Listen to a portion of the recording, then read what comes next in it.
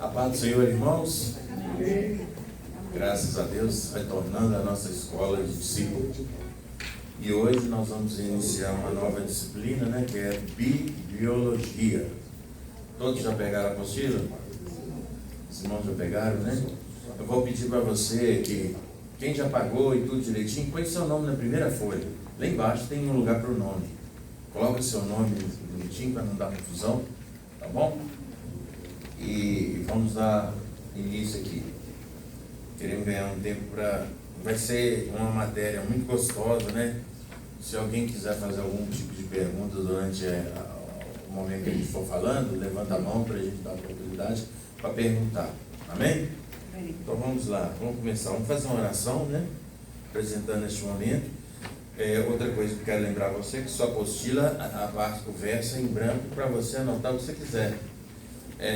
Quiser trazer uma caneta, marca texto também, marcar aquela palavra durante a leitura, alguma palavra que te chamar a atenção, passar a caneta, a apostila é sua, faz o que você quiser, amém? É por isso que a gente deixa a parte de trás em branco. Vamos lá. Senhor, nós queremos te agradecer por mais uma manhã aqui na tua casa, ou mais uma oportunidade de estarmos compartilhando da tua palavra. Que o Senhor nos abençoe, nos dê entendimento, graça, para podermos mesmo compartilhar aqui, Senhor, com sabedoria e revelação do Senhor em nossos corações, em nome de Jesus. Tira o impedimento, o embaraço na vida daqueles que estiverem a caminho, e nós te agradecemos. Amém. Irmão, então, hoje, com essa matéria, nós vamos eu disse para os irmãos que a gente vai, se a pessoa não conhece muita palavra, às vezes ela não dá tanto valor. Mas uma coisa é você ouvir da Bíblia, outra é você começar a estudar um pouquinho para ver o milagre que a Bíblia é, né? As coisas maravilhosas que Deus fez, que muitas vezes nós nem percebemos ou sabemos que isso aconteceu. Então, através dessa matéria, nós vamos amar mais a Bíblia. Eu acho que nós vamos amar mais a palavra. Amém? Então, abra aí. Agora nós colocamos página, né? Página 2. A página 2... Vamos fazer uma introdução. Vou ler bastante na apostila e comentar nela também. Meu microfone parou aqui, ó, tá meio estranho. Tá. Estou ouvindo o retorno. A introdução à bibliologia. Segue aí na sua apostila comigo e vai marcando aquilo que você achar interessante. Eu deixei 2 versículos para a nossa meditação. Olha, não cesses de falar desse livro da lei, antes medita nele dia e noite, para que tenhas cuidado de fazer segundo tudo quanto nele está escrito. Então farás prosperar o teu caminho e serás bem-sucedido. Josué 1:8.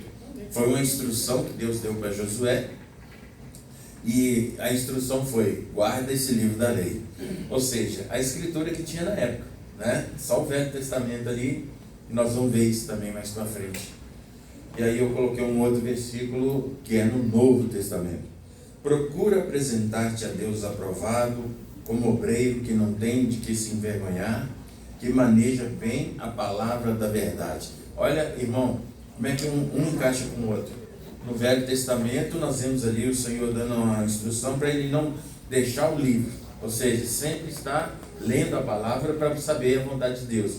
E aqui, quando chega no Novo Testamento, nós vamos ver uma instrução para que o obreiro ele tenha conhecimento também da palavra, para ele saber manejar bem ela e estar aprovado. Para mim estar aprovado naquilo que Deus requer, eu tenho que conhecer. Como é que eu vou saber o que eu tenho que fazer se eu não conheço, né? Então, todo crente que deseja crescer, irmão, ele tem que ler a palavra, ele tem que meditar nela, ele tem que tentar entender e compreender tudo aquilo que está escrito. Então vamos lá na introdução aqui, olha. Visto que a teologia sistemática é a coleção cientificamente organizada, comparada, apresentada e defendida de todos os fatos, de todas as fontes concernentes a Deus e suas obras, e visto que a Bíblia, em seus escritos originais, por sua própria alegação, digna, e por todos os testes que as mentes devotas possam aplicar a ela, é a palavra inerrante de Deus. O que significa isso? Palavra inerrante. É que ela não contém erros da parte de Deus. Foi Deus que deu. Então Deus não erra.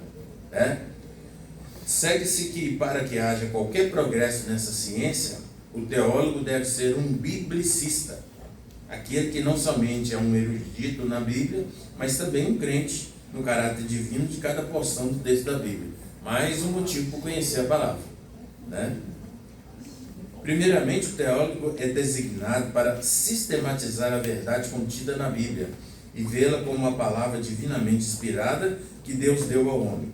Portanto, as investigações que os homens fazem podem conduzir ao campo de prova ou de refutação de que a Bíblia é a mensagem inerrante de Deus ao homem e que estas coisas são, na sua maior parte, extrateológicas e classificadas como pertencentes à crítica bíblica, em vez de pertencer à teologia sistemática.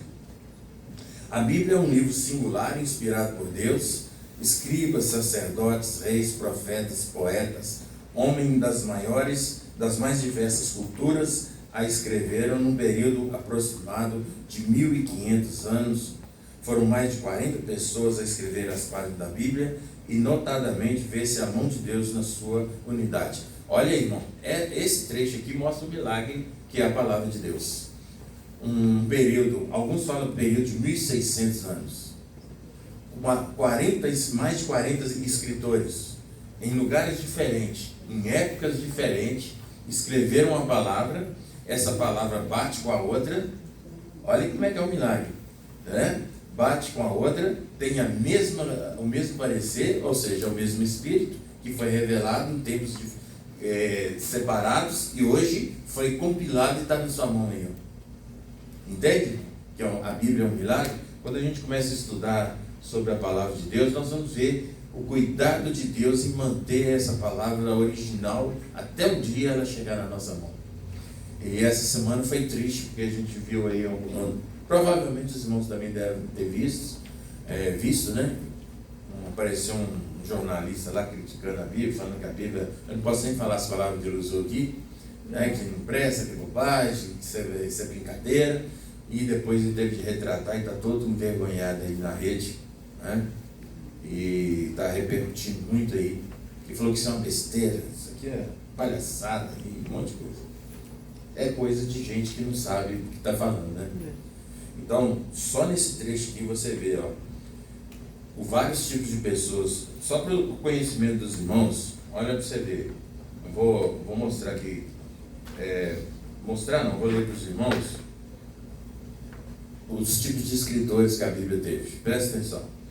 Foram das mais variadas ocupações diferentes. Os escritores tinha escritor mesmo, estadista, camponeses, reis, vaqueiro, pescadores, cobradores de impostos, instruídos e ignorantes, judeus e gentios.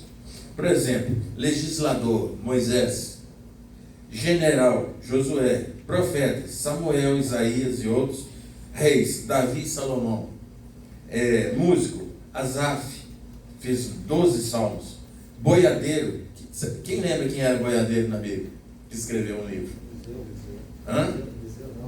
Não. Amós. Ele fala isso no livro dele. Eu era boiadeiro e o Senhor me chamou para entregar essa palavra, né? A profecia. Príncipe e estadista, Daniel. Sacerdote, Esdras. Coletor de impostos. Quem que é o coletor de impostos? Mateus, né? Quem que é o médico? Lucas. E erudito, Paulo, né? Escreveu quase mais, acho que é 13, né? 13 livros do Novo Testamento. Cartas. Pescadores, fala 2 aí para mim. Que escreveram Bíblia. Pedro. João. Esses escritores foram inspirados pelo Espírito Santo. Então veja bem, irmão, como é que uma variedade de gente, né, de todo tipo, tanto de rei até boiadeiro, como é que a pessoa vai escrever uma palavra, ela vai combinar com a outra, sendo que um nunca viu o outro. Um nunca viu o outro.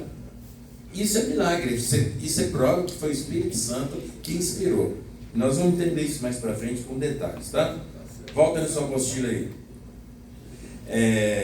Esses textos foram copiados e recopilados de geração para geração em diversos idiomas, tais como hebraico, aramaico e grego. Né? Essas três línguas aí, idiomas, nós vamos ver na palavra de Deus no original, né? Até chegar a nós. A Bíblia, em sua forma original, é desprovida das divisões de capítulos e versículos. Então, eu já falei isso aqui uma vez, né? Quem lembra disso? A Bíblia no original, ela não tem capítulo nem versículo. É um rolo direto.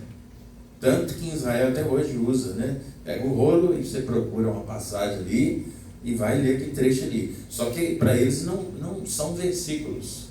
Mas para nós hoje virou versículo. Nós vamos ver isso aqui. Quem é que fez isso? Está aqui no seu apostila. Vamos lá. Para facilitar a sua leitura e localização das citações, a divisão da Bíblia em capítulos foi feita em 1250. Está vendo? Não tem muitos anos não, né? 1250 pelo cardeal Hugo de Sancher, abade dominicano e estudioso das Escrituras. Apenas mais tarde foi dividido em versículos. Em 1445, o Antigo Testamento foi dividido em versículos pelo rabino Natan. O Novo Testamento foi em 1551 por Robert Stevens, um impressor de Paris. Até a invenção da gráfica por Gutenberg, a Bíblia era um livro extremamente raro e caro, pois eram todos feitos artesanalmente, manuscritos, né? E poucos tinham acesso às Escrituras. A Bíblia é composta de 66 livros, 1189 capítulos, 31.173 versículos e mais de 773 mil palavras e aproximadamente 3.600.000 letras. É muita coisa, né? Detalhe aqui, na Bíblia evangélica, 66 livros. A católica, ela tem os apócrifos, que nós vamos ver mais para frente. Para curiosidade dos irmãos, eu trouxe aqui para você ver. A nossa Bíblia, 66, essa aqui ainda está gordinha porque ela tem comentário. Mas eu não trouxe a minha hoje, mas eu tenho uma finíssima. E essa aqui é uma católica. Ó, olha, pancada. Né? Porque tem os acréscimos que eles consideram. A gente vai ver mais para frente sobre isso. Então essa numeração toda aqui é na nossa aqui. Né? Esse tanto de versículo e tudo. A Bíblia foi originalmente escrita em forma de rolo, sendo cada livro um rolo. Assim, vimos que os livros sagrados não estavam unidos como os temos hoje. Né? Isso só foi possível com a invenção do papel no século II pelos chineses, bem como a invenção do prelo em 1450 pelo alemão Gutenberg. O que é prelo? Só de curiosidade, o que é prelo? Pode falar, você tem medo de falar? Preletor? Não. É a máquina de impressão. Tá? Em 1450. Os livros antigos tinham forma de rolo. Você já viu lá em Jeremias, o Senhor fala, pega esse rolo, come e tal. É porque a palavra era rolo. O que é o rolo? Aquele pergaminho, né? O cara escrevia ali. No caso do hebraico é daqui para lá, né? Não sei se os irmãos sabem disso, mas a Bíblia hebraica é daqui para lá. É interessante quando o judeu pega a Torá, ele começa aqui, ó. Assim. Né? Contrário. E lê assim. Aí era a forma de rolo. Depois você terminava, enrolava e colocava lá na estante, lá nos lugarzinhos dele. Só você ver esses filmes antigos, você vai reparar essas coisas. Couro. Hã? Era tudo no couro. Couro, depois passaram para... Tinha vários materiais, né? Geralmente era o papiro, né? Que era fininha, mais fácil de mexer. Depois alguns usavam couro também, né? E para durar mais. Que mais? Ainda hoje, devido aos ritos tradicionais, os rolos sagrados das escrituras hebraicas continuam em uso nas sinagogas judaicas. Está vendo aí, irmão? Então veja bem, por que a pergunta que já tem resposta no texto que eu acabei de ler, para ver se vocês estão prestando atenção. Por que foi feito capítulos e versículos? Quem pode me responder? Hã? Para a gente poder separar, Para quê? para poder separar as épocas que foi contado no Estado. Separar as épocas. Não é bem isso. Facilidade achar a referência de algum texto. Isso. Nós vemos aqui, ó. Foi feito isso para ficar mais fácil para você saber onde que está. Por exemplo, hoje, abra em Romanos 16, 25. Você vai direto lá. Já pensou se você tivesse que procurar a passagem? Aquele monte de negócio? Né? Então, foi colocado capítulo e versículo. E aí eu quero, isso aí já é uma coisa que não está aqui, mas eu quero falar para você. Presta atenção. Pode ter sido feita uma coisa muito minuciosa, graças a Deus por essas pessoas. Nós temos a Bíblia hoje assim, mas ainda pode conter algum erro no sentido de eu terminei o capítulo aqui e comecei outro aqui, mas não quer dizer que era isso realmente.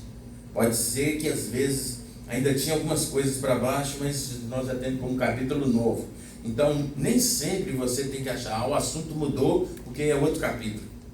Entende? Tente ler direto, mesmo tendo um capítulo e versículo, tente ler direto, principalmente as cartas, que aí você pega um sentido maior. Eu não aconselho ninguém ler uma carta do Novo Testamento, por exemplo, assim, ler 3, 4 versículos e acha que Deus já falou tudo. Não, tenta saber o que está nela toda. O bom é você dar uma sentada e ler tudo. Ainda mais se for pequeno, né? Efésios é pequenininho, dá para ler rápido. Aí você pega a visão geral do texto, do começo até no fim, do que um versículo isolado, que vai te falar também, mas às vezes está faltando alguma parte ali daquilo ali. Amém? Vocês entenderam? Amém. O estudo da bibliologia auxilia grandemente a compreensão dos fatos bíblicos. Ela nos mostra, por exemplo, como a Bíblia chegou até nós. Pela Bíblia, Deus fala em linguagem humana para que o homem possa entendê-lo. Por isso, ela faz alusão a tudo que é terreno e humano. Ela menciona países, rios, mares, plantas, comércio, dinheiro, produtos, costumes, raças, usos e línguas. Aí veja bem, o autor da Bíblia é Deus, mas os escritores foram homens. Então Deus usou às vezes a linguagem da época, com referências da época, o entendimento da época, porque senão a mensagem não era passada. Igual Jesus mesmo usou muitas coisas na parábola, de coisas que no dia a dia. Senão eu não ia entender. Se fosse hoje, ele ia usar muita coisa diferente, mas que para nós a gente ia entender tudo que está dizendo. Amém? Na linguagem figurada de diversas partes da Bíblia, o próprio Deus age e é descrito como homem. É comum, por exemplo, contado na Bíblia, olha essa palavra aí, ó, antropopatismos. O que é isso? É ato de atribuir sentimentos humanos a Deus. Por exemplo, a ira de Deus, Deus arrependeu, né? Ou seja, colocar sentimentos humanos como se fosse de Deus, como se fossem humanos, para a gente entender o que está no coração de Deus, né? Isso que é antropopatismo. E antropomorfismo é ato de atribuir formas humanas a Deus. Por exemplo, os olhos de Deus, a mão de Deus, a mão do Senhor, né? Para ficar mais fácil para compreender. A Bíblia chega a esse ponto para que o homem melhor compreenda o que Deus quer dizer. Amém? Glória a Deus. Então eu fiz essa introdução bem grande assim, para a gente compreender a importância que é a bibliologia, né? E o milagre que ela é.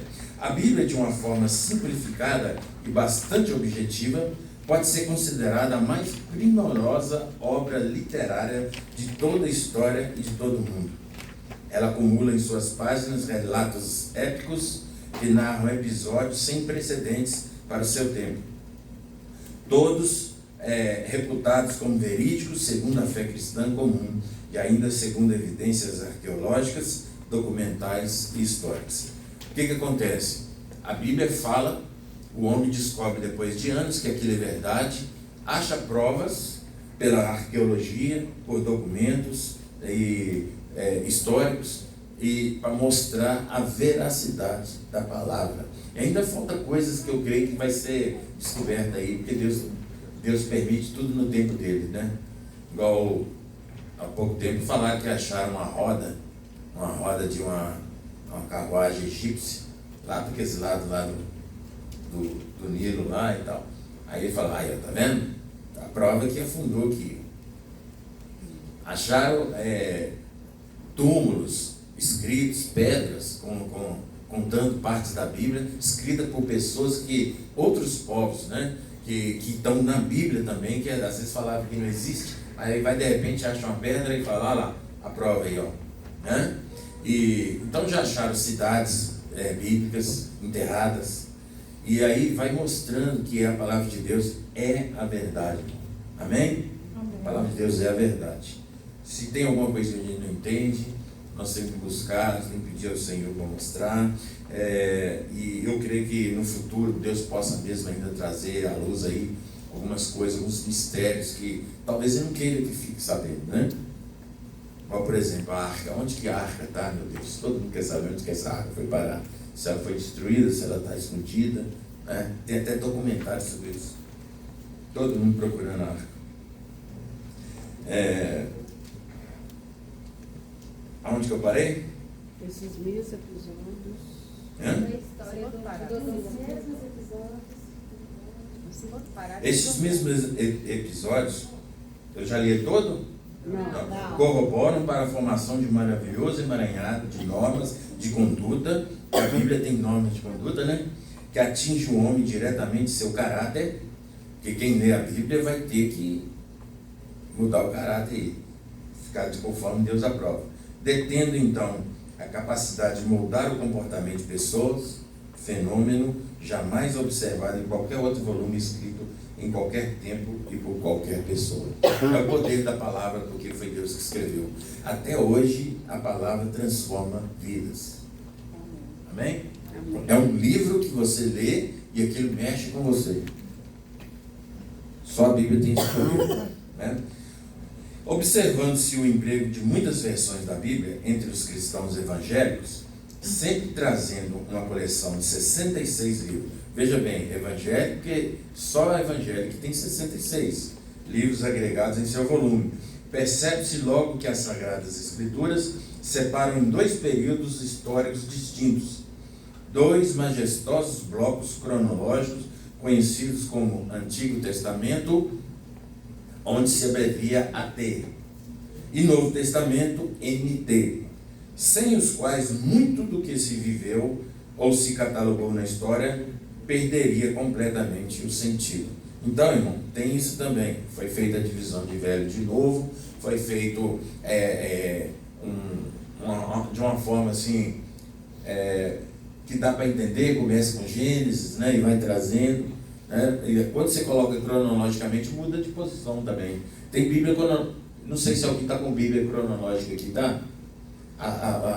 Não fica na sequência que a gente tem normal. Aí vai mostrando por datas, por eras, né? Oi. Só a título de conhecimento, o primeiro livro desse livro não é o Gênesis. Isso aí é Jó. O pessoal é Jó, né? O Wesley está dizendo aqui, só para a gente ter de curiosidade, o primeiro livro escrito mais antigo que é considerado é Jó, não Gênesis. Mas na nossa Bíblia dá Gênesis como o começo, para mostrar sobre o começo. Né? É compreensão. E a título também, o primeiro evangelho não é Mateus. Acho que é Marcos é o mais antigo de todos. E na nossa Bíblia está Mateus, Marcos. Mas o Marcos vem primeiro. Né? Amém, irmãos? Vocês estão entendendo? Se não estiver entendendo, pode perguntar, tá? Se eu souber, eu respondo. O que aconteceu. Fala de novo, o que aconteceu primeiro não foi escrito primeiro, foi depois. Outra coisa que aconteceu lá no caso de Jó é depois de Gênesis, mas foi escrito antes. Então é a mão do homem. Né? Eles falam que foi a revelação, né? Para Moisés, né? Essa melhor divisão é justamente para nós acompanharmos essa questão cronológica. Essa divisão que nós conhecemos, ela é recente. Recente. Ela não é dos primórdios, né? Essa primeira história de Jó, de Moisés conta sobre o livro de Jó, porque o autor de Jó é Moisés. Eles falam que é a revelação de Deus. A revelação, essa história, a ver dos primórdios tem todo um contexto. Para a nossa compreensão dos leitores, assim como na época da divisão que o pastor Antônio disse, dos capítulos e também dos versículos, houve um consenso, isso é consigo do judaísmo, que para melhor compreensão precisava se iniciar desde o início. Vamos fazer a compreensão aqui, das leis, oferta, e aí segue a sequência mais ou melhor de compreensão para todos nós, que é muito bom, né? Imaginar a Bíblia começa mesmo. Começar a Bíblia ali no Jó, é isso aí. Depois você vai saber sobre criação. Eu vou saber, confusão doida. Nós vamos ver um homem rico ficando pobre, tragédia na casa, depois que nós vamos ver Deus criar um homem. Confusão doida. Pastor, e até por isso também que quando a gente lê a Bíblia, muita coisa que você lê no Novo Testamento, a interpretação dele está lá no Antigo Testamento. É porque você vê que é o mesmo Espírito trazendo a revelação gradual, né? Porque muita coisa que está no Novo, as pessoas não sabiam no Velho, né? A revelação é completa. A autenticidade da Bíblia, né? É isso, que o escritor é o mesmo. O escritor é o mesmo. Eu acho que foi Agostinho que falou, se tiver alguma coisa errada na sua Bíblia, foi culpa do homem. Escreveu errado, traduziu errado, foi copiado, escreveu errado, mas Deus não erra. Amém? Porque tem gente que fala assim, papel aceita tudo, isso aí foi o homem que escreveu, não é isso? Para fazer sua fé cair. É porque eles não conhecem a palavra. Né? Não tem jeito, irmão. A palavra de Deus é poderosa mesmo. Esta mesma pérola literária inigualável exige que seus apreciadores a respeitem na condição de obra divinamente inspirada. Aí, por que está escrito isso aqui? Porque se eu pego a palavra de Deus e considero ela sagrada mesmo, palavra do Senhor, e leio ela com temor e tremor, que é Deus falando comigo, eu vou receber as coisas que estão aqui. Agora, se eu trato ela como um livro qualquer, é só mais um livro que eu li e gostei. Tem gente que conhece a Bíblia, se você falar e fala assim, eu já li isso aí, mas não entrou, não transformou, não mudou, ele só tem o conhecimento, só o conhecimento, mesmo assim de letra, porque a profundidade, que é espírito e verdade, não entrou nele. Então ele conhece a história, mas não conhece o Deus, né? Não teve revelação. A revelação não veio, porque é pelo Espírito que vem as coisas, né? E aí a palavra transforma nessa hora. Então exige ainda que recebam como instrumento de transformação e manutenção do caráter humano, uma vez que pode, em tempo relativo, dar nova forma a toda uma vida, corrigindo distorções que nenhuma outra concepção de educação é capaz de realizar. Isso se dá porque a condição humana limitada educa de fora para dentro, enquanto o magnânimo Deus, por sua palavra, ele lapidar de dentro para fora. Então Deus transforma a gente de dentro para fora. O ensino começa lá dentro e vai transformando a gente. Então a pessoa converte, foi tocada lá dentro. Aí vai passando as semanas, ela começa a refletir no exterior. Ela muda o comportamento, ela muda a aparência, as vestimentas, ela começa a mudar tudo, porque ela está sendo transformada de dentro para fora. Então esse negócio que aceitou, converteu hoje, amanhã está de terninho e gravata, mas por dentro está tudo estragado ainda, Deus não cai nessa. Só para nós mesmo engana. Engana pastores, engana as ovelhas. Uma bênção, irmão. Está vendo como é criado? Mas só por fora. A transformação mesmo é lá dentro. Amém? Talvez por isso que muita gente achava os profetas antigos assim, um absurdo, porque a aparência era terrível, né? Então se fala, não, isso não é de Deus nunca, mas Deus estava fazendo uma obra naquela época, de forma, né, com a cultura da época. João Batista era uma coisa mais estranha que tinha, né? Fazer esse cara é meio doido, isso deve ser meio doido, fica nos desertos com essas roupas doidas, né? Come gafanhoto, come mel, né? Tão estranho esse homem aí, mas olha quando ele abre a boca. Até polícia vai lá ouvir a palavra. Até polícia, exército, até gente dos romanos vai lá e pegar conselho com ele.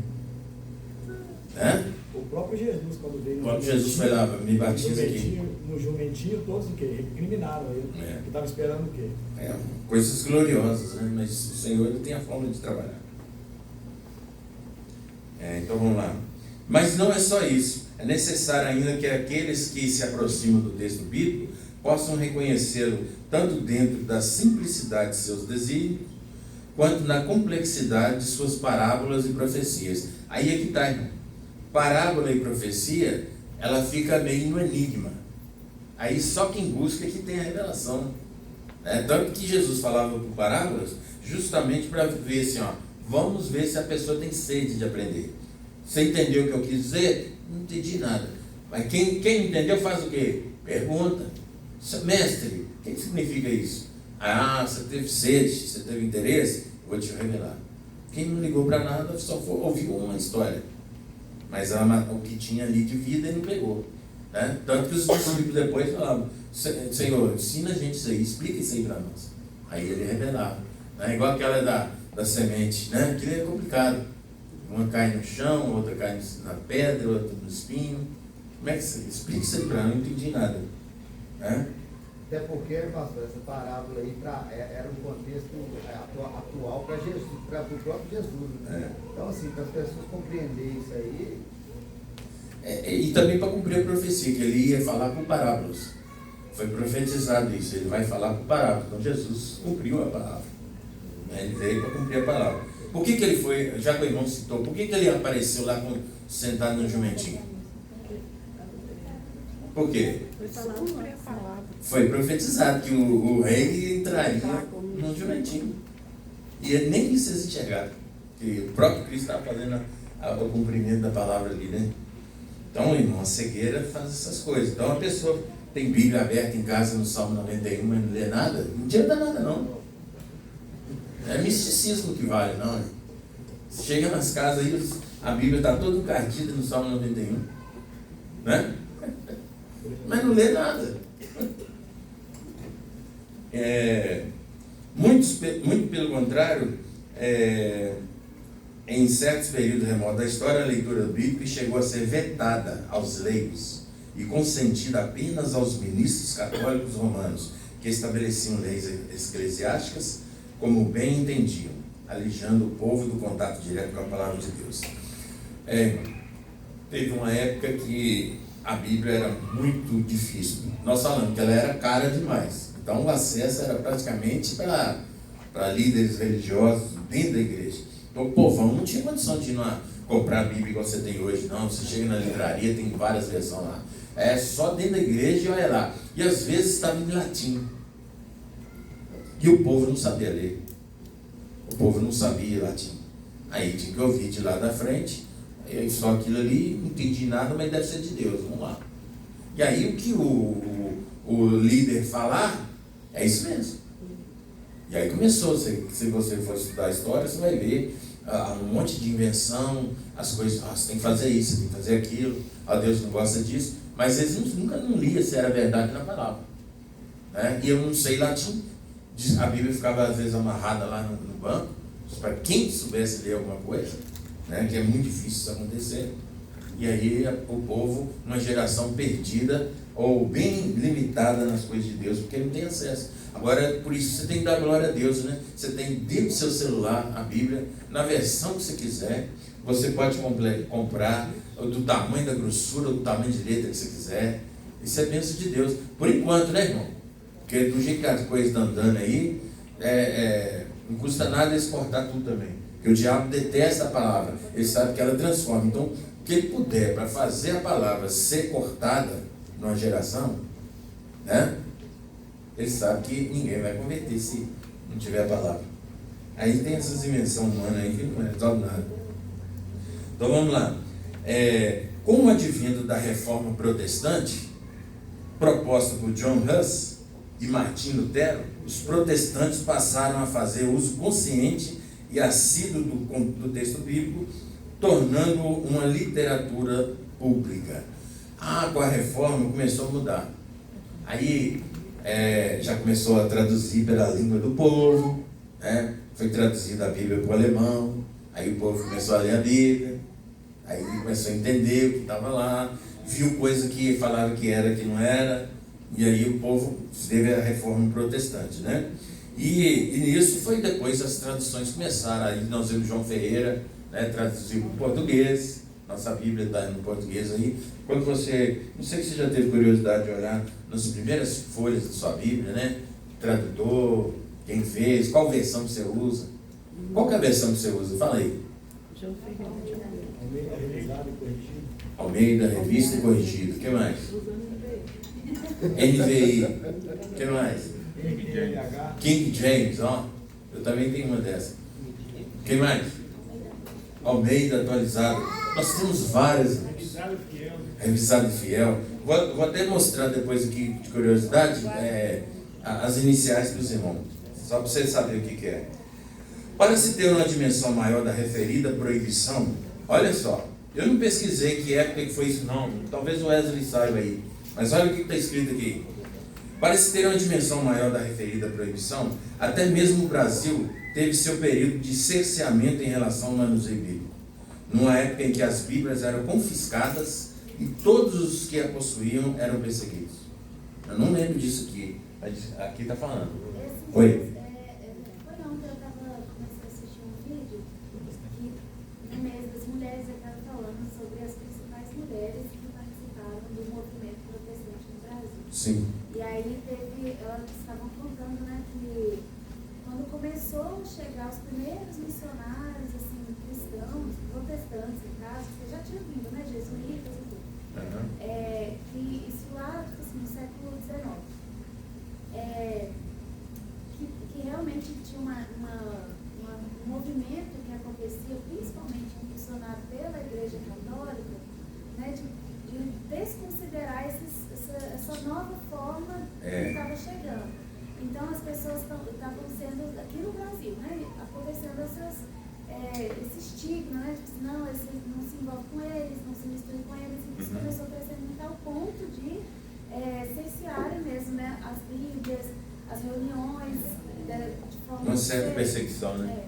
Só que aí foi através de uma mulher, esposa de um missionário, que ela tinha uma Bíblia e começou, né, a fazer um pequeno grupo em casa. Foi ela que fez a primeira escola bíblica dominical, né, da forma que a gente conhece, assim, todos os domingos com um grupo de pessoas, ela que fez todo esse movimento. Tá vendo? Isso que realmente aconteceu no Brasil. Assim. Pois é, então já tem muitos anos, mas aconteceu, né? E pelo que eu percebo, estão querendo voltar isso aí, tá? Porque no mundo espiritual também, o inimigo quer cortar a palavra, não tem jeito. Todos os países que são fechados para o Evangelho, eles, aliás, tem aqueles líderes que não saem nunca de poder. Uma das coisas que eles fazem é cortar a Bíblia. Não deixa a religião de jeito nenhum, seja católico, evangélico. E nós temos aí, ó, ali fora mesmo, nós temos o mapa da perseguição.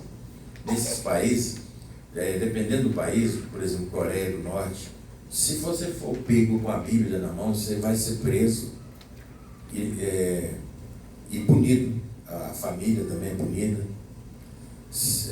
Vai trabalhar em campo de trabalho forçado para sempre. Qual foi seu crime? Estava portando uma Bíblia. É proibido, né? Na China também proíbe muito, né? Quer ser capitalista, mas só na hora de ganhar dinheiro. Na hora da parte de negócio, eles cortam tudo ali. Então, irmão, a tendência é a palavra de Deus sendo rejeitada pelas pessoas. Os jovens hoje, né, muita gente não tem noção de Bíblia nenhuma, apesar da facilidade que nós temos aí, porque é uma guerra espiritual mesmo. Atualmente, com a liberdade de expressão legalmente determinada, muitos têm descoberto o valor do seu uso. Best-seller desde a sua primeira impressão, isso aqui o diabo deve ficar furioso. A Bíblia é best-seller, né? Desde a primeira impressão, a Bíblia é uma coleção de escritos considerados pela Igreja Cristã como inspirado por Deus, conforme reza o texto de 2 Timóteo 3,16, que fala assim, olha aí, irmão, a prova aí, ó. Toda a Escritura é inspirada por Deus e útil para o ensino, para a repreensão, para a correção e para a educação na justiça, é uma parte da Escritura? Toda? É toda que está falando, né? Então não é só um pedaço, não. É toda a Escritura inspirada. Para servir para isso tudo aí, ó. Né? Para ensino, para repreensão, para correção. Desta forma, simplificada e básica, damos início à análise deste maravilhoso monumento literário, patrimônio divino entregue aos homens, para que por ele todos cheguem à salvação, mostrando assim que, acima de qualquer outro livro, a Bíblia busca um resultado que excede em excelência tudo o que os infinitos volumes derramam. Próxima página 4. Derramam nas incontáveis prateleiras em torno da terra, pois nenhum de seus respectivos autores alcançaria o conhecimento de Deus, seus planos e, acima de tudo, sua infinita misericórdia. Posso acrescentar aqui que esses autores que eu falei para os irmãos, né, gente humilde, até rei, sacerdote, judeu, gentio, ignorante, sábio, escreveram a palavra, muitos deles escreveram coisas profundas que nem eles sabiam, porque eles estavam sendo usados pelo Senhor para escrever, foram inspirados para escrever aquelas coisas, né? Igual Paulo escreve de coisas que até hoje às vezes a gente não entende tudo, a profundidade da coisa, né? Porque ele foi inspirado para escrever as Escrituras. E aí você buscando do Senhor, você vai ter revelação aí, né? Deus pode te mostrar coisas que às vezes a gente não viu ainda. Então vamos lá? Isso aqui é praticamente a introdução da matéria que nós estamos falando aqui. Até agora eu falei para você que a Bíblia é um milagre, como é que ela chegou, como é que ela foi escrita, quantos capítulos tem, versículos, para você entender, né? Porque depois a gente vai falar dos livros. Conceito de etimologia. Olha, a bibliologia é a parte da teologia sistemática que estuda a Bíblia Sagrada. A palavra bibliologia é composta de duas palavras gregas. Biblos, que é igual a livros, né, o conjunto de livros, e logos, logia, que é estudo, tratado, palavra. A escritura forma uma unidade perfeita. A palavra Bíblia significa conjunto de livros, e nesse aspecto forma o livro dos livros, por se tratar da revelação de Deus aos homens. Chama-se Bíblia Sagrada, conjunto de 66 livros, inspirados por Deus, aceito pela igreja evangélica. Então a igreja evangélica aceita como inspirado somente 66 livros, como a única regra de fé e prática do cristão. Por causa de sua perfeita unidade, a Bíblia é uma biblioteca e um livro ao mesmo tempo. Possui vários nomes em seu próprio conteúdo, a saber, às vezes a gente fala escritura, a referência está aí na sua apostila, se quiser ver depois. Às vezes chama de escritura, depois de escritura sagrada, de livro do Senhor, a palavra de Deus, a lei e os profetas, oráculos de Deus, né? Mais chique ainda, né? Oráculos. Então, isso é coisa de grego. Irmão, então veja bem,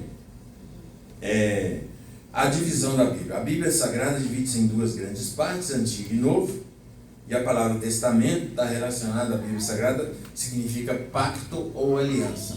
Por isso que chama testamento, é um pacto e uma aliança. Por isso que o Senhor falou, estou aqui, uma nova aliança no meu sangue.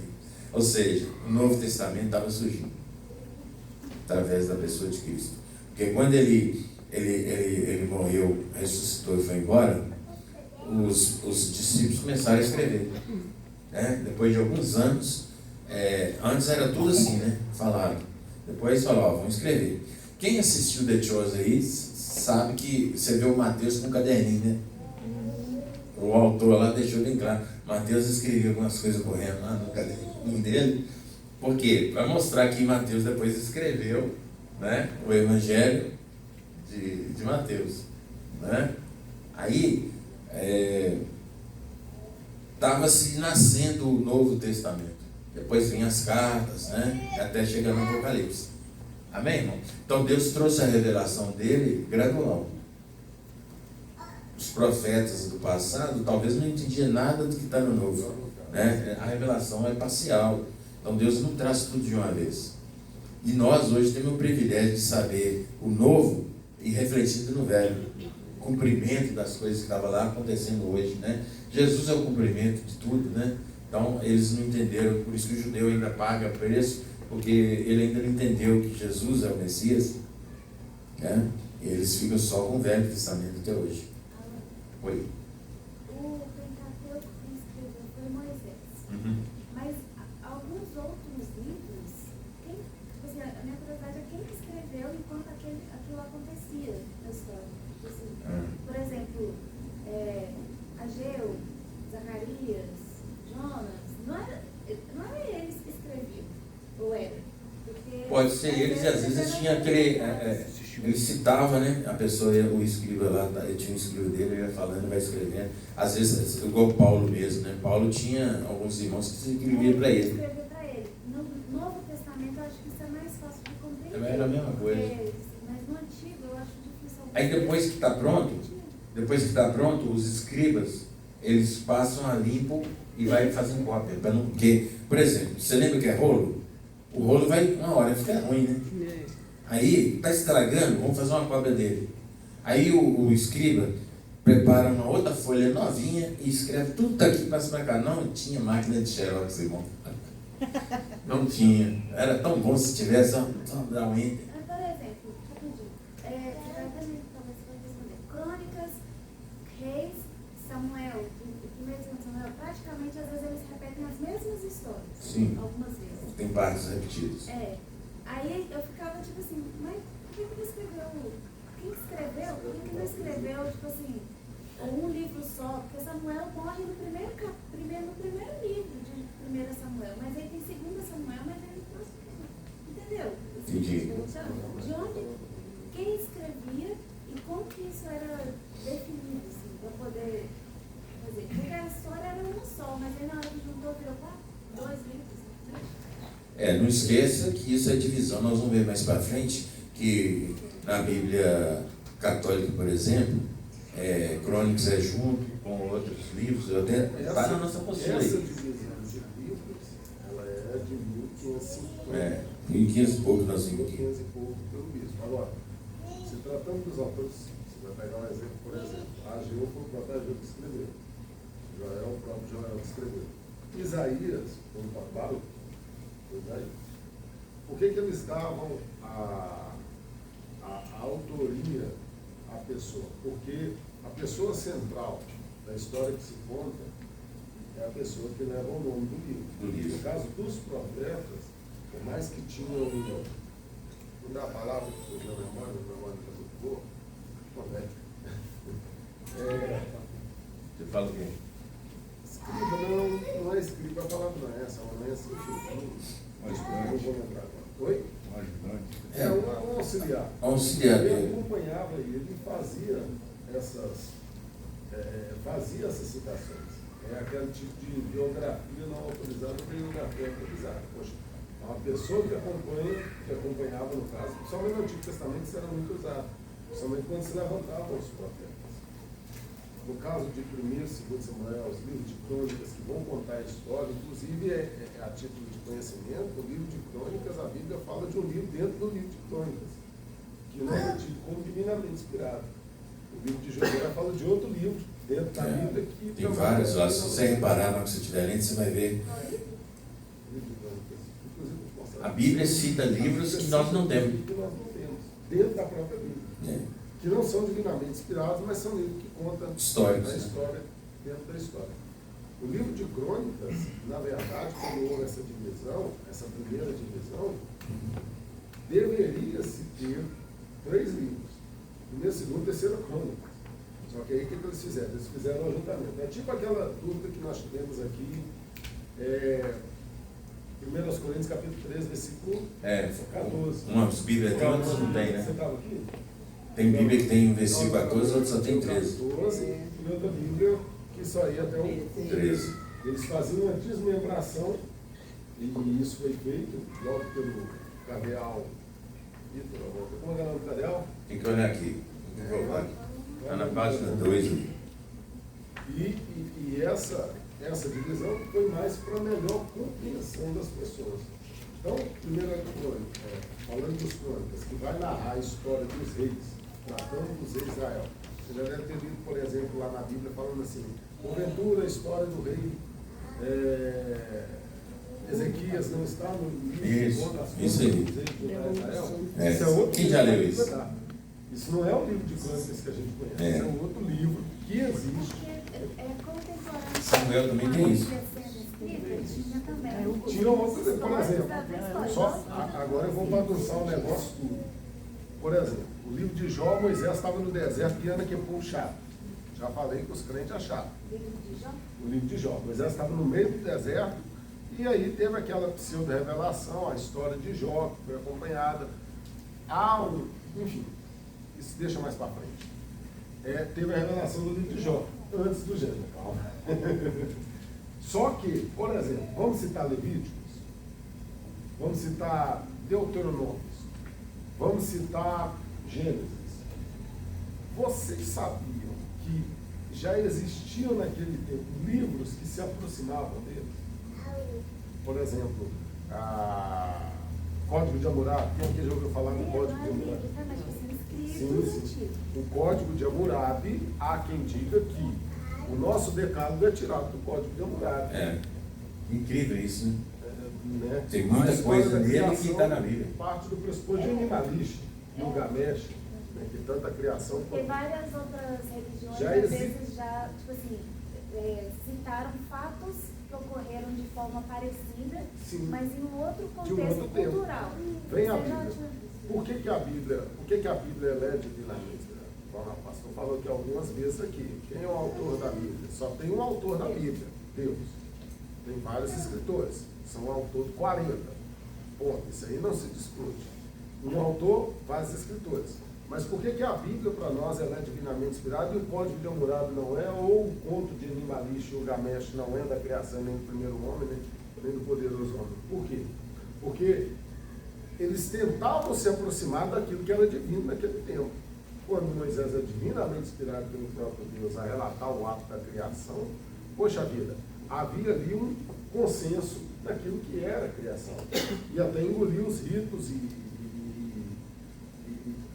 toda aquela pantomima, não, qual palavra me ajuda? Dá uma palavra aqui. Miscelânea. Aquela miscelânea de invenções para tentar se aproximar ao Criador. Cameraman, volta aí. Então, irmãos, veja bem. É bom a gente entender essas coisas, né? Então, vamos lá. Autoria e tempo de preparo, nós já vimos aí, né? Mais ou menos 40 escritores, diversas matizes culturais, um período de aproximadamente, olha o milagre, 16 séculos, né?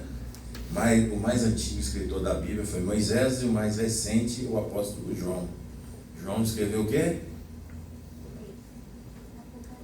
Só?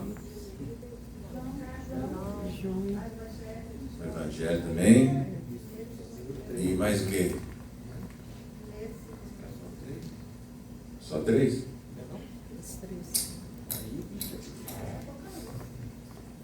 Joãozinho escreveu João, o Evangelho, as 3 cartas e mais o Apocalipse. Primeiro, segundo, terceiro. Amém? 3 mais o Evangelho, mais o Apocalipse. 5. Atos foi qual? Atos dos Apóstolos. Esse foi Lucas. Né? Foi Lucas que escreveu. Então vamos lá.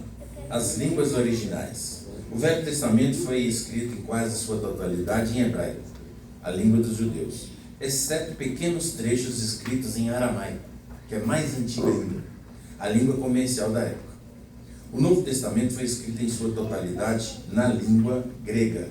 E esse grego aqui, o que significa esse grego aí? Grego koiné, é o grego mais popular que tinha. Tipo assim, para uma linguagem mais simples para as pessoas entenderem, né? Prova que Deus não quer que a pessoa coloque coisas difíceis, que é para conhecimento de todos. Então, se a pessoa não tinha muito conhecimento, para que vai pôr coisa muito difícil lá? Aí o grego koiné, mais popular, que as pessoas entendiam melhor o que Deus queria transmitir, né? Então foi usado uma linguagem mais fácil. Só de curiosidade para os irmãos também, aqui, ó, Daniel capítulo 2 está em aramaico na nossa Bíblia, né? A original, né? traduzido para o português, mas se você for lá no original vai estar em aramaico. Tem outras passagens aí, ó, Jeremias, Esdras, né? Deixei as referências aí para você de curiosidade. Agora, falando de curiosidade de livro que nós não temos, que está na Bíblia, abra sua Bíblia em primeiro, 2 Samuel. Abre aí, 2 Samuel, só para você ver esse trechinho. Tem outras passagens, mas só para você ter curiosidade para você. Eu li isso essa semana, então eu lembrei aqui. Primeiro, 2 Samuel, capítulo 1. Todo mundo achou?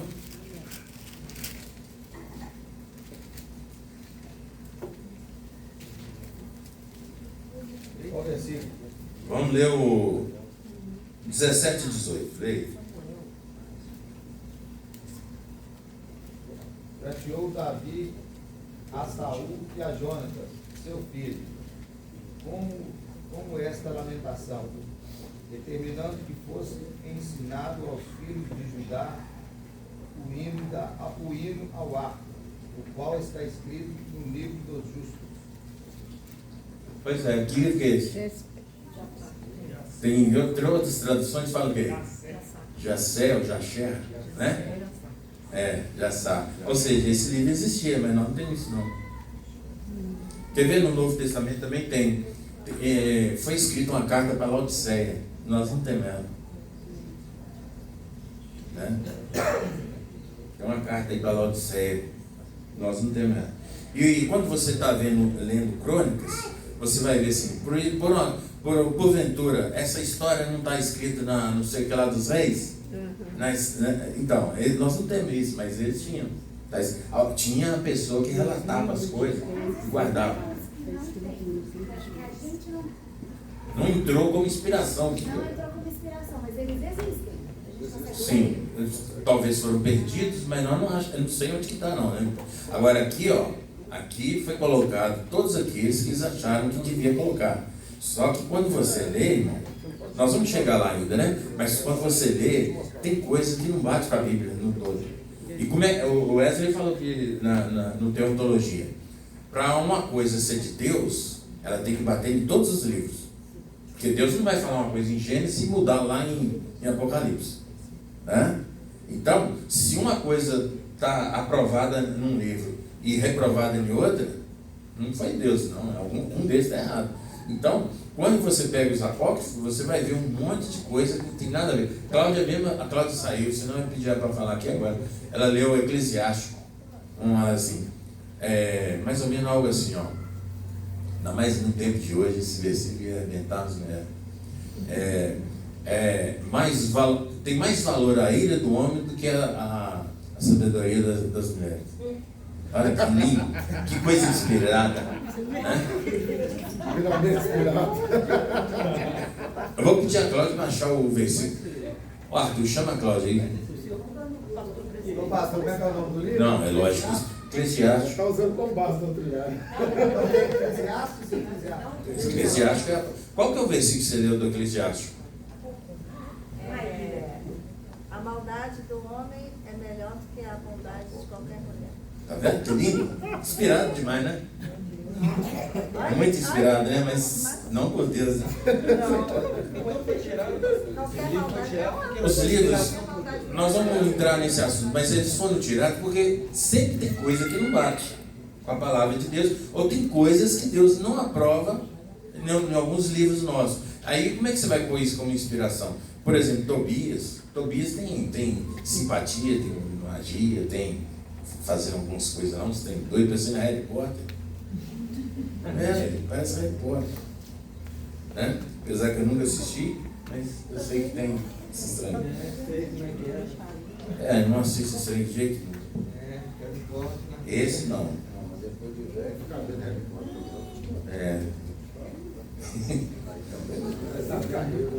Agora olha que bonito, irmão. O personagem central da Bíblia. Quem que é o personagem central da Bíblia?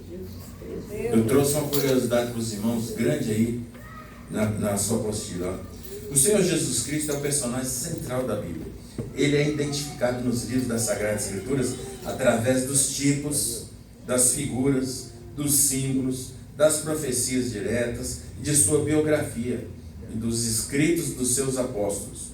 E disse-lhes: são estas as palavras que eu vos disse, estando ainda convosco, que convinha que se cumprisse tudo o que de mim estava escrito na lei de Moisés. Olha Jesus falando que as coisas dele estavam lá na lei de Moisés, e nos profetas e nos salmos. O que Jesus está dizendo aqui? Tudo que vocês consideram como sagrado, a lei de Moisés, os profetas e os salmos, que é o que eles tinham como Bíblia, até hoje tem, que o novo está fora. Jesus está falando assim, está falando de mim, né? Está falando de mim. E vejamos a identificação de Jesus em cada livro da Bíblia Sagrada. Isso aqui eu coloquei só de curiosidade, viu, irmão?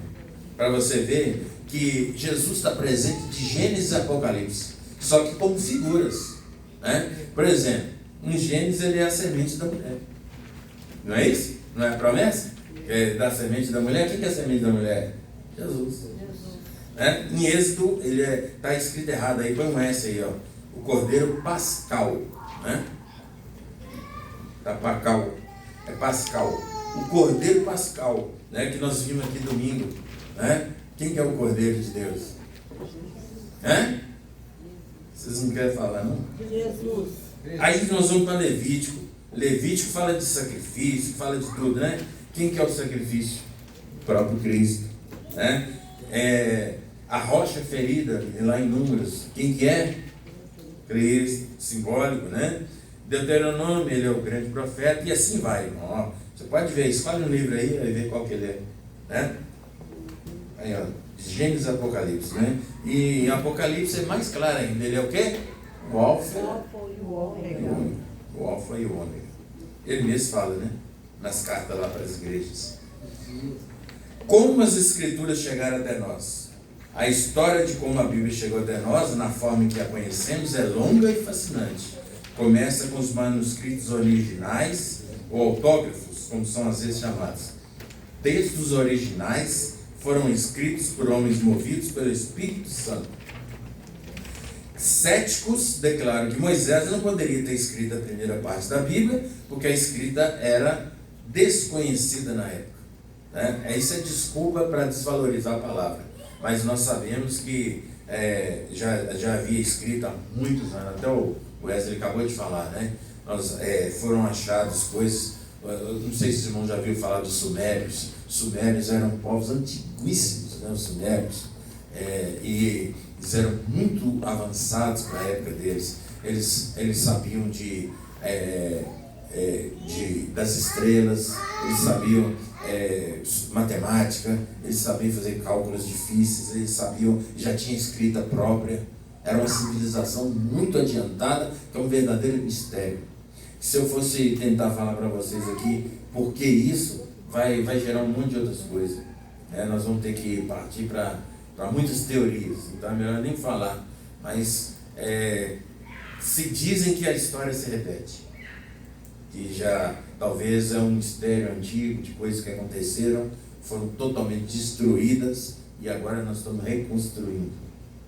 Tecnologias que já existiam, que hoje para nós é novidade, talvez já tinha naquela época, mas agora que o homem está tendo, foi tipo um reset, né, que eles falam. Você teve um reset, está começando do zero, por isso que a Bíblia fala, não há nada de novo sobre a terra. Tudo que nós estamos vendo já existia, né? Até hoje não sabe como é que fez a pirâmide. Blocos de toneladas sendo colocados simetricamente, que não passa uma folha de papel no meio deles. Você não tinha tecnologia. Que tecnologia é essa? Quem é que cortou essa pedra? Com o quê? Qual guindaste que levantou isso?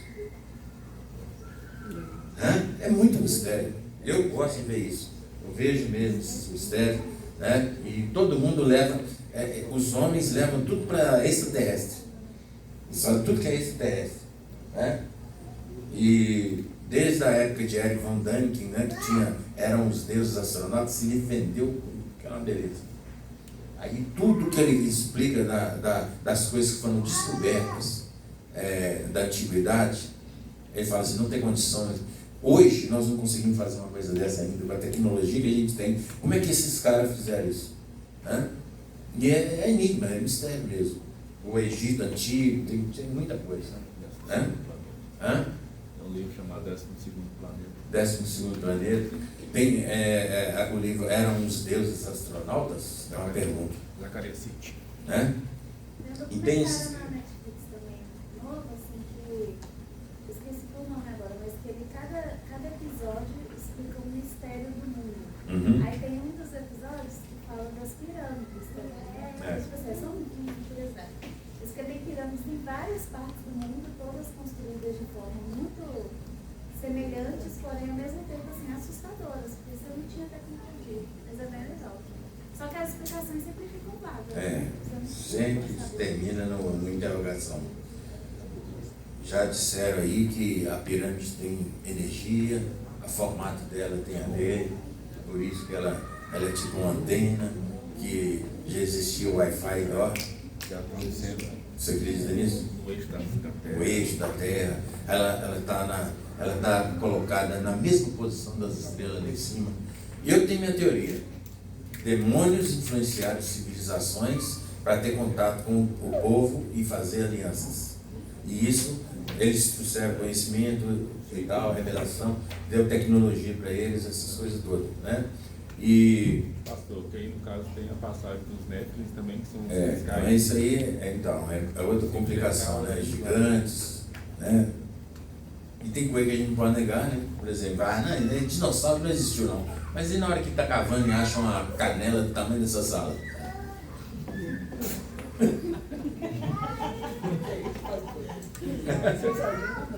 Exagera não, né? Quase um King Kong. Como é que você explica? Você acha? O osso está lá, ué. Você já foi ali no Horto? No museu lá? Tem uma preguiça histórica. Nossa Deus, ela é altíssima. Uma preguiça histórica. Enorme. Uns 4 metros de altura. Está lá no outro lá. Se você for lá visitar, você vai ver. É original, o osso de verdade, está tudo emendado. Dinossauro também, né? Então, aconteceu alguma coisa na Terra. Agora, essa desculpa de que não tinha escrita na época é mentira, porque a arqueologia já provou, desde então, que a escrita já era conhecida milhares de anos antes dos dias de Moisés. Os sumérios já escreviam cerca de 4.000 antes de Cristo. Olha pra você ver. Os egípcios e babilônicos, quase nessa mesma época. Então, esses povos aqui eram muito fortes, muito grandes. Classificação dos livros da Bíblia. A Bíblia é dividida em Antigo e Novo, com um total de 66 livros. Os livros das Escrituras estão classificados por assunto, sem ordem cronológica. Então, do jeito que está aqui, não é na ordem cronológica, tá, irmão? Nós já explicamos, né? Se fosse cronológico, Jó era o primeiro. Então, vamos lá, olha. É bom a gente tentar decorar isso, tá? Quem consegue decorar? Você sabe? Você consegue falar tudo? Consegue, pastor? É bom a gente guardar, né? Gênesis, Êxodo, Levítico, Número, Deuteronômio, Josué, Juízes, Ruth, Samuel, Reis, Crônicas, Esdras, Neemias, Esté e Jó, Salmos, Provérbios, Eclesiastes, Cantares, Isaías, Jeremias e Lamentações, Ezequiel e Daniel, Oséias, Joel, Amós, Abadias, Jonas, Miqueias, Naum, Abacuque, Sofonias, Ageu, Zacarias, Malaquias. Beleza, Velho Testamento, quase você acertou tudo. Você só esqueceu do Crônicas 2 vezes. Falou só Crônicas. Falou Crônicas, então tá certo. Aí, olha, ele guardou. Ele guardou. É bruto. Tá vendo? Quer arriscar o novo também? Então vamos embora. Tá aí na apostila, irmão. Deixa ele falar. Lucas e João. Mateus, Marcos, Lucas e João. Atos, Romanos, Coríntios, Gálatas, Efésios, Filipenses, Colossenses, Tessalonicenses, Timóteo, Tito, Filemon, Hebreus, Tiago, Pedro, João, Judas, Apocalipse. Tessalonicenses faltou o outro. Não fala 1 e 2, ele sempre fala só um só. Tem que falar Tessalonicenses. Mas tá bom demais. Você consegue falar? Quem consegue falar aí? Quem consegue falar? Gênesis. Qual que é o próximo? Misericórdia nessa memória. Vou tentar. Gênesis. Qual que é o próximo? Êxodo, cara. Danilo nunca Êxodo. Falou Tessalonicenses, falou Tessalonicenses. Lembrando que isso aqui é na Bíblia. Qual Bíblia? Protestante, né? Nossa, evangélica. Aí, irmão, vai para a página, a próxima página. faltando Uma outra curiosidade aí, ó. Vou abrir aqui na minha outra apostila. Uma outra curiosidade. Eu fiz questão de colocar esse gráfico aí para os irmãos guardar isso. Por exemplo, igual a tabela periódica. Mas olha para você ver. Do lado tem escrito a categoria. Tá vendo? Do lado. Por exemplo, lá em cima tem o quê? MT, MC, LC e JO. O que significa isso? Abreviação da Bíblia. MT é quem? MC, LC, JO. Sabendo esses números em cima aí? O que está escrito aí? 26. São quantidade de capítulos que tem. Tá? E embaixo é quem escreveu. Tá? Em negrito aí. Embaixo tem o nome do livro e embaixo do nome do livro quem escreveu. Só de curiosidade dos irmãos. Então veja bem, olha, a primeira fileira são o quê? Os evangelhos. Quantos evangelhos tem? 4 evangelhos. Eles são chamados também de sinóticos, porque eles contam a mesma história. Tá? Com exceção do João, né? É isso? Com exceção do João, os sinóticos. O João é diferente. Aí o histórico, qual que é o histórico no Novo Testamento? Só o Atos, né? Mas nós temos no Velho Testamento, voltando lá, no Velho Testamento nós temos 1, 2, 3, 4, 5, né? 2, 4, 6, 8, 10, 12 livros que são históricos. Vai de Josué até Esther. Isso, de Josué até Esther. Então, é importante que você guarde as abreviações. Uma coisa que confunde muito é João com Jó. Né? Se não esquecer do acento, vira João. Né? Vocês estão entendendo? Aí, ó, vamos descendo aqui, ó. Tem os proféticos, né? Vamos voltar no histórico. O histórico tem no Velho Testamento aqui, de Josué até Esther, e no Novo. No histórico do Novo, só o Atos. Só o Atos. Aí nós vamos aqui para o poéticos. Poético nós temos 1, 2, 3, 4, 5, né? No Velho Testamento. O Jó, os Salmos, Provérbios, Eclesiastes, Cantares. Aí chega no Novo, nós temos aqui as cartas paulinas, que é quase metade da Bíblia, né? Tem todos esses. Aqui está colorido, então aí você não vai estar colorido. Mas a parte verde aqui, carta paulina, né? Do Romanos até o Filemão. Tá seguindo aí, irmão? As cartas gerais, tá de Hebreus até Judas. O que acontece? Por que mudou para cartas gerais? Por que cartas gerais? Porque esses livros aqui, ó, Hebreus, Tiago, Pedro, João e Judas, é considerado carta geral, porque ela não foi escrita especificamente para um povo. É a orientação geral, né? É carta geral, né? Mais de uma igreja. É para espalhar para todas. Apesar que a Bíblia toda é isso hoje, né? Mas por que Romanos não está, né, no geral? Porque foi escrito para os romanos. Por que Coríntios não está? Porque é para ir a carta lá para os irmãos, né? De Corinto. Né? E assim vai, escrita para Timóteo, para Tito, escrita para Filemão, né? E aí, ela é carta paulina. As gerais, elas servem para todos. Inclusive, eu falei com os irmãos que tem uma carta aí de Laodiceia que foi perdida, né? Se eu não me engano, acho que é Apocalipse, né? Tem uma carta dessa de Paulo que ele fala, leva lá para os irmãos a carta de Laodiceia, né? Eu não sei qual livro que está, mas tem isso aí na... E o profecia é somente o quê? Apocalipse.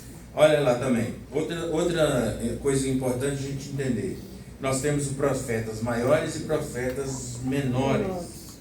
Por que essa divisão de profetas maiores e profetas menores? Será que, aqui ó, profetas maiores, Isaías é mais que Oséias? É isso? Por quê? Lia. Por causa do volume escrito? É isso? É isso? Porque um é maior que o outro. Não, porque se não fosse assim, É por causa de... Exatamente. É porque os escritos, né? Não é que um é melhor do que o outro, né? Pela obra mesmo, tá? Pela obra literária deles.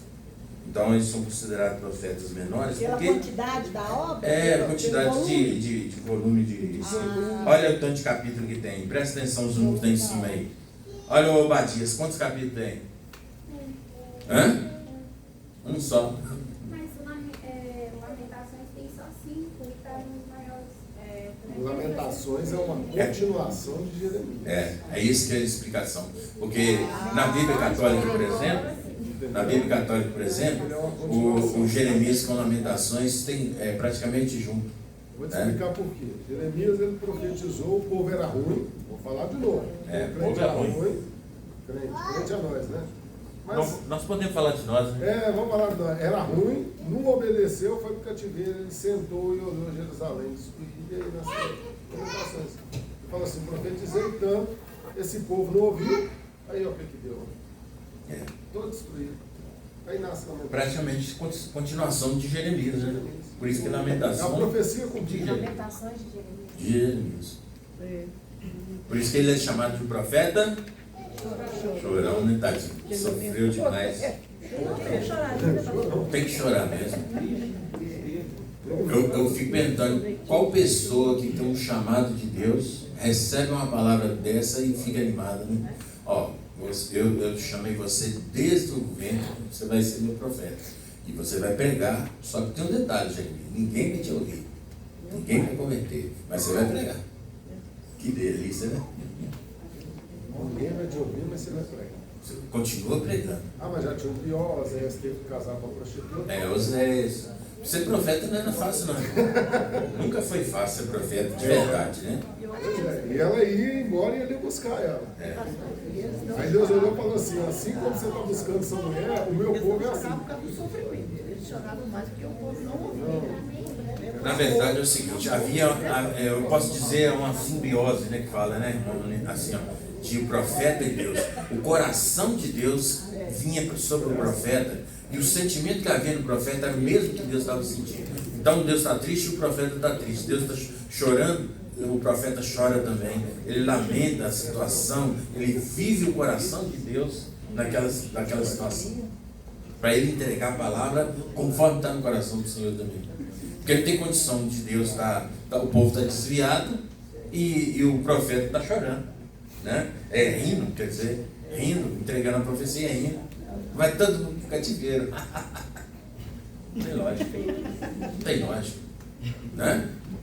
Pelo contrário, as pessoas falavam assim, tinha profeta falso. Não, assim diz o Senhor vai dar vitória. Não vai dar nada não. É 70 anos de cativeiro e pronto. Nós somos o povo de Deus, nós vamos invadir, nós vamos derrotar o inimigo, nós vamos derrotar a Babilônia. Aí Jeremias fala assim, vai não. Deus já falou que nós vamos perder, porque nós somos desobedientes. Ele vai chegar aqui, vai pegar tudo, vai levar todo mundo cativo. Isso é um traidor. Quando o Nabucodonosor chegou, irmão, ele chamou Jeremias e falou assim, é você que é o profeta que nós iríamos ganhar isso aqui? Sim. Ele foi tratado melhor, porque eles reconheceram que ele era um profeta. E o povo lá colocou ele dentro da cisterna, pôs ele dentro da lama. Imagina ele ficar dentro da lama, dentro da cisterna. Misericórdia. Isso é prisão pior do que as que tem na Coreia hoje, né? Aí passa para a página 8 aí, irmão. Página 8 é só uma ilustração para você ver que se tivesse uma prateleira, estaria desse jeito os livros da Bíblia. Tá vendo? Ficou mais fácil de compreender agora? Sim. Olha que bonito. O senhor não falou dos livros poéticos, né? Pois é, Jó, Salmos, Provérbios, Eclesiastes e Cânticos. Jó, Salmos, Provérbios, Eclesiastes e Cantares. A título de conhecimento, Provérbios, Eclesiastes e Cantares são os 3 livros que foram escritos por Salomão e que provavelmente o livro de Provérbios ele estava ali na sua juventude, porque ele era um jovem, ainda estava com aquele vigor. O livro de Eclesiastes ele estava ali no auge da sua sabedoria. E o livro de Cantares, ele já estava ali no fim da sua jornada, que é onde ele faz muita poesia, onde fala minha alma nela por ti, e finalizando. Eclesiastes é considerado o último. Mas eu falo assim, quando eles fazem. Considera, mas quando eles falam. Assim, nada que ele já observa que tudo é vaidade. É igual os irmãos ficam revoltados aqui, os homens, né? Mas eles falam que Os na homens ficam idade. revoltados aqui no Grace, os homens que a gente. Tem uma parte teológica que fala que na divisão da idade dele, o livro de Cantares, ele já estava no fim da sua jornada. Eu tenho esse livro lá, depois eu passo. Rapaz, se no fim da jornada ele escreveu Cantares, eu vou falar, essa geração nossa está perdida, tá? é do fim de jornada.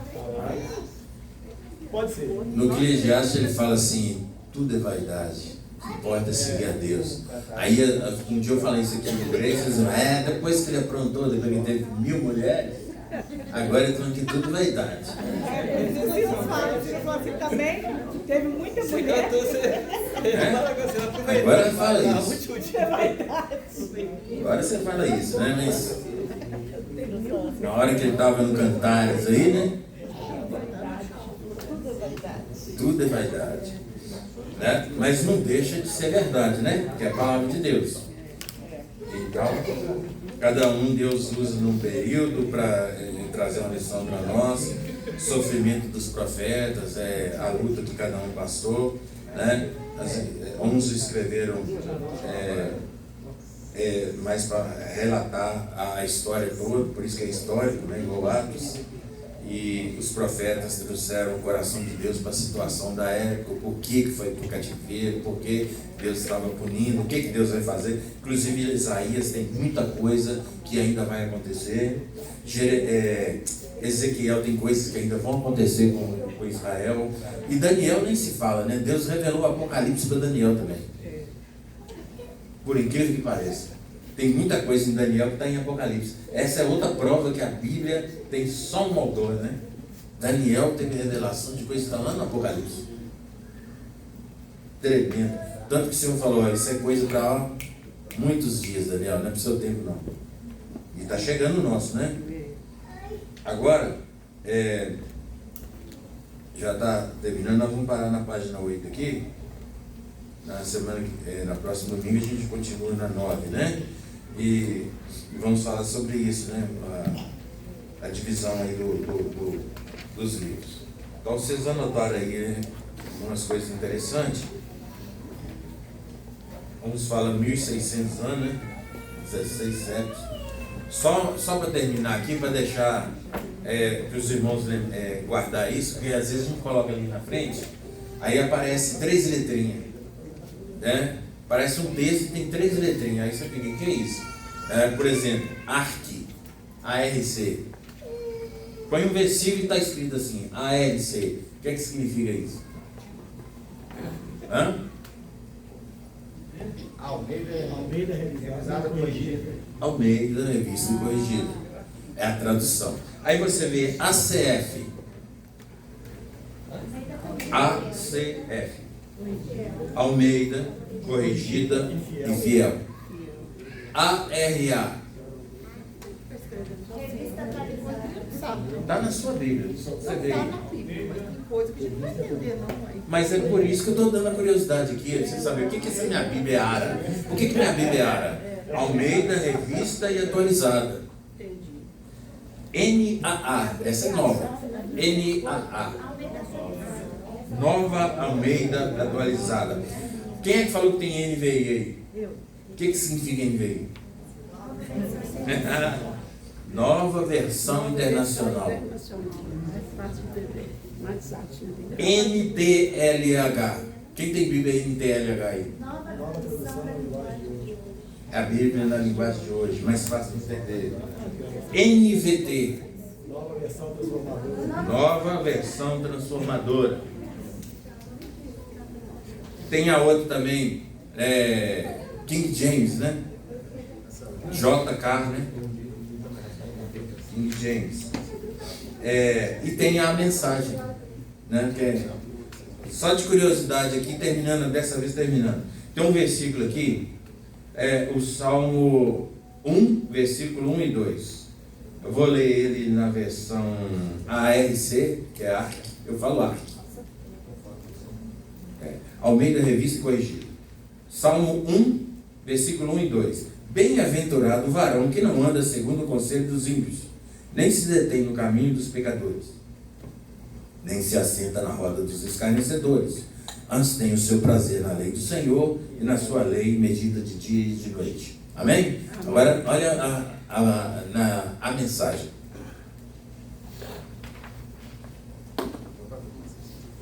Olha a mensagem. Como Deus deve gostar de você. Você não aparece no bar do pecado. Você não anda à espreita no beco sem saída. Você não frequenta a escola dos debochados. Pelo contrário, você vibra com a palavra do Eterno. Você rumina as escrituras dia e noite. Você é como uma árvore replantada no Éden, dando frutos novos cada mês, que nunca perde sua folha e que está sempre florescendo.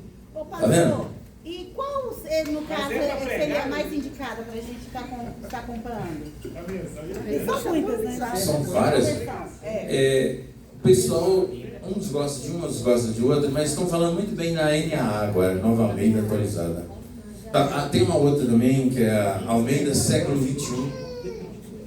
Essa é nova também. Estão falando bem dela.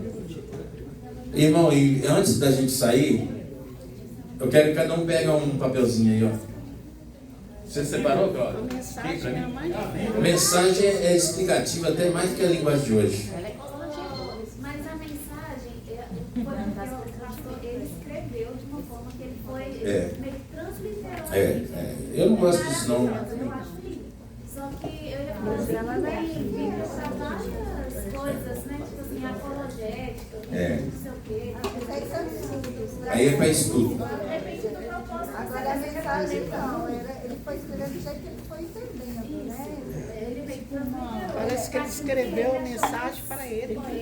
Para ficar fácil da pessoa entender o que estava querendo dizer.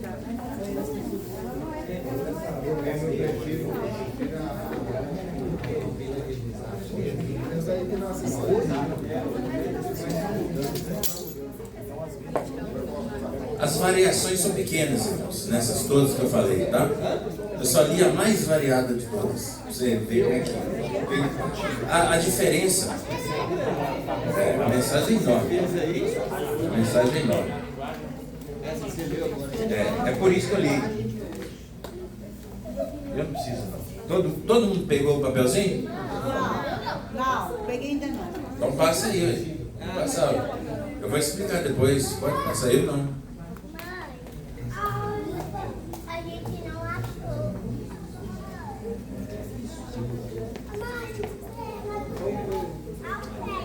Por que eu li a mensagem? Porque a mensagem jamais muda muita coisa, né? Mas está tentando dar o mesmo sentido.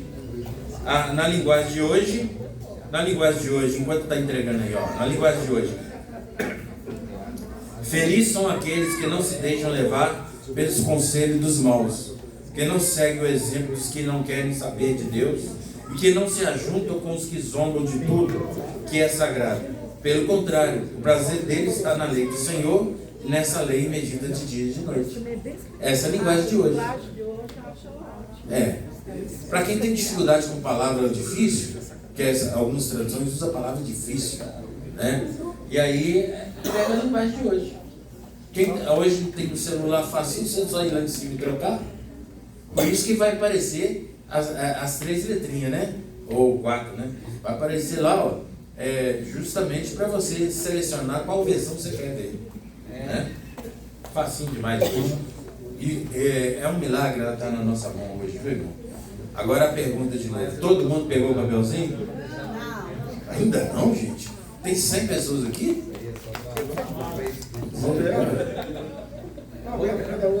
Roberto, não passa assim, Roberto. Estão debatendo o versículo ainda? Calma. Aí. Estou nervosa.